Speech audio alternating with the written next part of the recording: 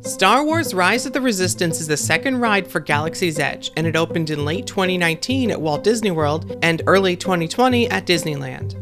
The new experience combines multiple ride systems including trackless ride vehicles, a simulator, elevators, and more, along with one of the most elaborate set of pre-show elements ever assembled for a theme park attraction.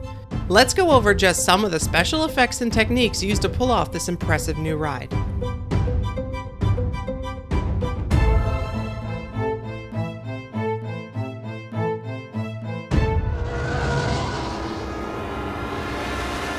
Our adventure begins in a hidden resistance base just outside of the Black Spire outpost. After waiting in a queue that weaves through the resistance barracks, we enter a ready room for a mission briefing from Rey through a hologram. BB-8, is everyone assembled? To accomplish this effect, Disney is not using a Pepper's Ghost or Musion effect, where a piece of angled, transparent glass reflects an image that is hidden out of view, usually below or above the viewer. Instead, it appears that the hologram table is actually only half a table, with a mirror placed directly through the middle of it. The wall we see behind Rey's hologram is actually a reflection of the wall we see off to the side. You can see matching scuff marks and lights on the walls, since one side is just a reflection of the other. The hologram is played on a screen behind the mirror, which is actually a two-way mirror. To help sell the illusion, the Rey hologram is projected at an angle that is not lined up with the angle of the two-way mirror. After our briefing, we exit the base and climb aboard the Intersystem Transport ship. In the story, the shuttle is taking us from the ground to space when it is intercepted by the First Order and brought into a Star Destroyer. An impressive reveal once we arrive to the Star Destroyer involves us exiting the shuttle from the same door we entered. To accomplish this, the shuttlecraft itself rotates on a turntable throughout our journey inside. The exterior ship we enter is only a false facade, which remains in place, while the interior cabin moves around on the turntable. A second shuttle facade can also be seen inside the Star Destroyer hangar when we disembark. During our voyage from the planet to space and then into the hangar, the shuttle pod rotates in bursts, timed with the footage seen out the windows. You can feel the rotation of the pod as it moves along. During the middle of our journey, when we are under fire, a small bit of motion-based movement can also be felt below your feet. There are actually 3 shuttle pods rotating on the turntable, one at the load position, one at unload, and one in the middle of its journey.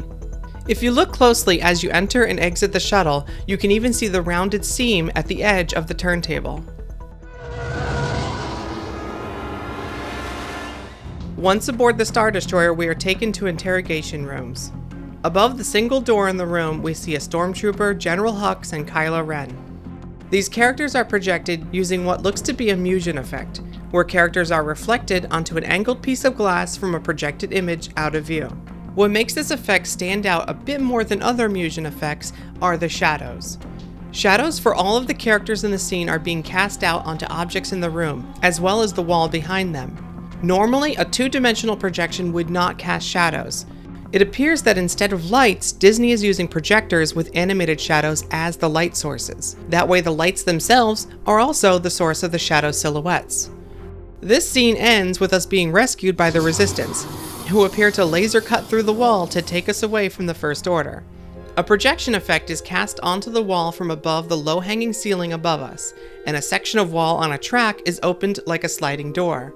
Be sure to look behind you while boarding the ride vehicles to see the molten metal cutout from the laser on the other side. The first scene on the actual ride portion of the attraction takes us into a round room, affectionately referred to as the disco room by cast members. Our 2 ride vehicles are usually met by 2 other ride vehicles circling the room.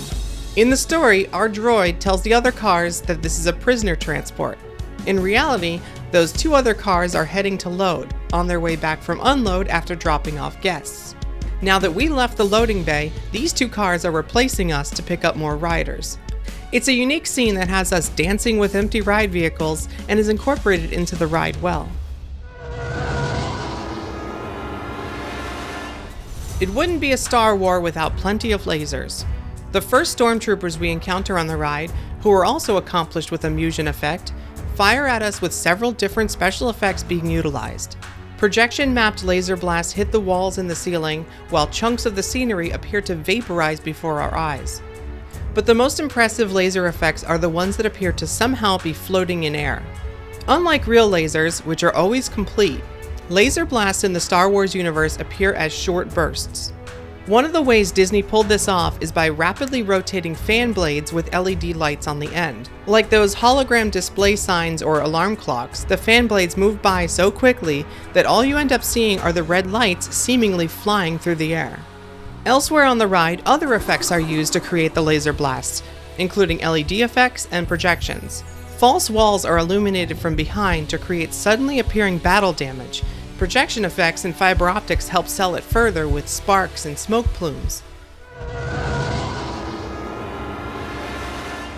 Many of the scenes throughout the halls of the Star Destroyer are made to look larger using some well-placed mirrors.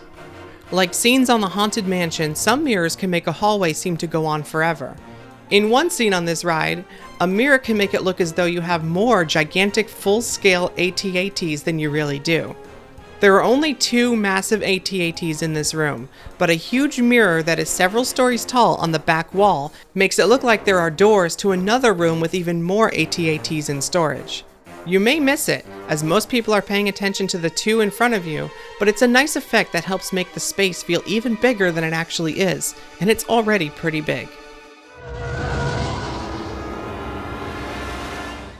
At one point, Kylo Ren jumps into a hallway, illuminates his lightsaber, and starts walking right toward us. While seemingly simple, there's actually a lot going on here. First off, the hallway appears to be using a mirror gag to appear longer. And while Kylo Ren appears as a projection, the lightsaber he is holding is actually a physical object emitting real light. Kylo is being projected onto a flat shape on a moving sled, which is wheeled toward us slowly, timed with the walking motion in his projection. To help trick your eyes into believing the illusion, bright white lights are shined directly at the car, making it harder to see the outline of the object Kylo is projected on.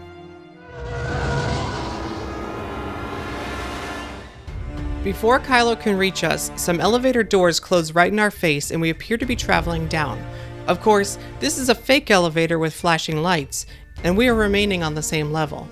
To distract us from that fact, Kylo Ren's lightsaber is pushed through the ceiling right in front of us. Since Kylo's saber has a wild, unruly look to it, the plastic prop used here is rough and is spinning quickly to give the effect of a rough appearance. As the prop saber blade spins, a pre-cut section is rotated out from behind a panel, making it appear as if it is cutting through the ceiling. Some small projection effects are added on top for good measure. The final showdown with Kylo Ren has us in a position with seemingly no escape. An impressive Kylo Ren animatronic appears to use the Force to move our trackless vehicles when an explosion seen outside the window tears a section of the wall away. Immediately, the room is filled with wind and we are able to make our escape. The exploding wall effect is similar to a breakaway wall used in Mystic Manor at Hong Kong Disneyland, and uses hinged pieces that move back quickly to reveal a screen behind them. Fans placed behind us and at Kylo Ren's feet add drama to the scene, as it feels like we could all be sucked out into space. In the event of the Kylo Ren animatronic being down for technical difficulties, there is a backup version, known as B mode, where all of the action takes place outside the windows. For this to work, the ride control system has to know to use a different ride path for the vehicles, and to project the backup show scene outside. It's not as impressive as the original scene, but it's interesting to see that Disney thought of a backup plan just in case. We finally make it into the escape pods. We park inside and the doors close behind us. There are actually 4 possible pods, 2 on each side of the hallway. A large shared screen is used for 2 pods at once. At the start of the scene, after our ride vehicle is locked into the platform, it completely drops, timed with the action on the screen. We free fall several stories like a mini Tower of Terror. Before you can even catch your breath, we immediately go into a short simulator sequence featuring our crash landing back to the planet.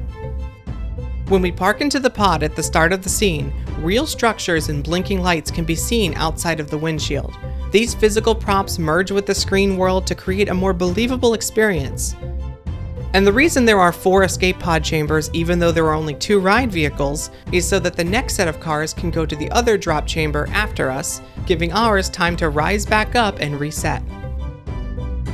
Star Wars Rise of the Resistance uses nearly every trick in the book to create an entirely new kind of theme park experience. From the intimate pre-show elements to the exciting conclusion, this attraction is the total package. Have you had a chance to ride Rise of the Resistance yet?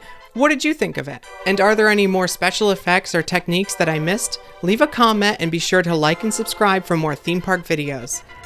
Thanks for watching. See you next time.